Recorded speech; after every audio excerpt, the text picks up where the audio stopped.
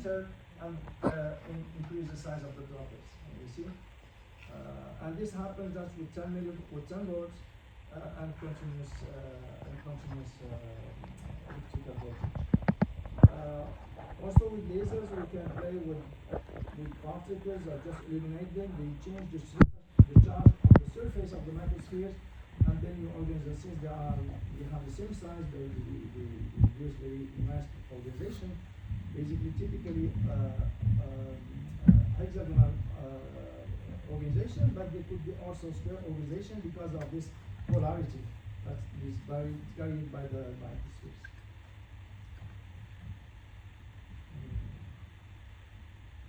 And you see this, for instance, also they have a topic on also the heat. I told you, I showed his results about the mechanical stress on the stress.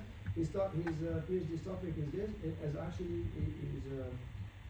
is on the synthesis of titanium microsphere decorated with gold to induce plasmonic effect, and this plasmonic effect allows to increase the efficiency of photocatalysis. For instance, here you see the bright spot. You can control the number of nanoparticles of gold that are decorating the microspheres by just using the microscope techniques. And also here again, you can, using the laser, you can see that you can change the surface, the charge surface on the microsphere, which will happen here. Elements, we don't see the laser because we're using much. You see it just as when you are just shining with the laser, you change the surface and they repeat each other. And after that, you can attract, and then again you can change the surface. So this is Tishan's result. So also because of this, as I said, it's asymmetric and the streaming effect, we create this kind of black liquid membrane on the surface, and in this case, there is the microsphere is not homogeneous. The thickness is thin, very thin on the surface, and this black dot comes because actually the light. If I explain here, it's just like black thin thing. Because the thickness is very small, it's nanoscale, it's 30 nanometers actually, we measured it. So the light is, there is interference between the light that is reflected on the first surface and the second inner surface, and this induces this bright spot. This is how we see this, and and this anisotropy remains even after the drying process. So maybe I don't have time to go further on this, but just to give you an idea about this, what the topic we are studying. Maybe one last thing is also that we, as I told you, we are using these microspheres or microcapsules as microresonators, optical microresonators. For instance, in the case of silica microspheres and post microspheres, you know that the refractive index is very important in this case, but it's not very easy to have a exact measure of refractive index of a porous material, especially in thin materials like this. But here we're using the Wispiger remote. The light, when you confine inside the microsphere, it will bounce on the surface, and this will create interference inside the microsphere. So, and then we analyze these interference peaks, this is our resonances actually, and from this, yes?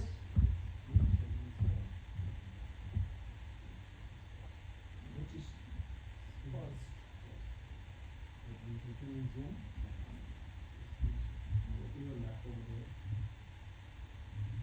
The screen setting is pause.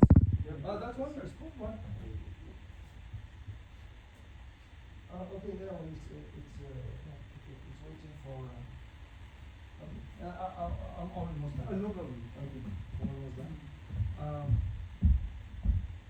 So here actually the resonance condition actually is just when the the light when make it turn, it comes in phase when it becomes with an integer, and it's okay. And should sign in. Yeah.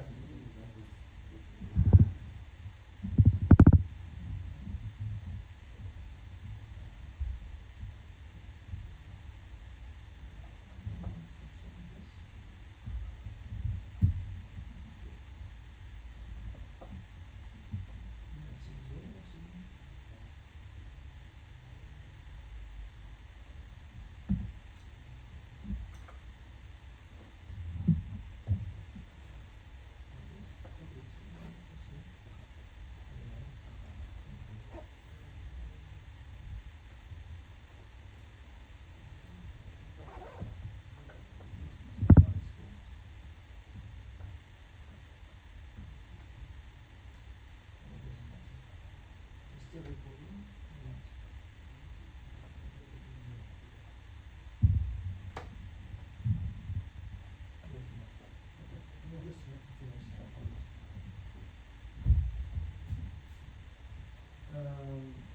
Sorry about this, I don't know what's happened with that computer.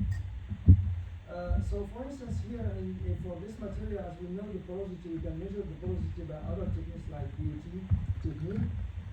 For instance, in this case, we have a porosity following the technique that we are using, which is about 63% of pores inside the shell. And from this, we know that for this kind of porosity, the refractive index of silica should be around 1.16. And we wanted to check whether this calculation, and this is why we're using this Westphal resonance, and by analyzing the interference here, the distance between two peaks, as we do in a Fourier transform, we can deduce a refractive index which matches exactly here in our case the refractive index that we're expecting. So this is really, and this is because we are controlling the size and the sphericity and the microphysics allows.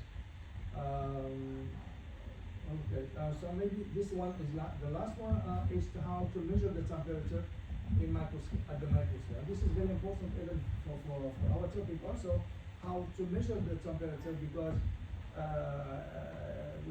at this microscope. So we developed a few years ago a technique that is based on the microspheres that we are producing, and we are using a dye, fluorescent dye that is sensitive to the temperature. And this is known since a long time. But since we are mastering and controlling exactly the quantity of the dye and the size of the microspheres, we can use these microspheres as temperature probes. So we inject these microspheres that are doped with these dyes inside the micro droplets, and we measure the temperature inside the microspheres optically. So we showed, for instance, here that indeed we are supposed to have, because the linear decrease of the fluorescence of the dye versus temperature, which is known in the bulk state, but we checked here, we proved that, or we showed that indeed we can have the same behavior on same scale decrease in the micro droplets.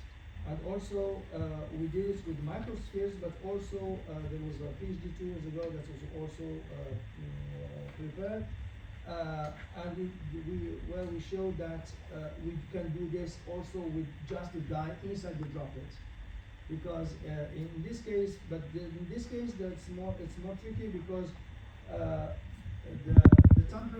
the size of the droplets can depend on the temperature. So there is a change of the size that you need to control, that you have to some references, but and this was published also in this journal.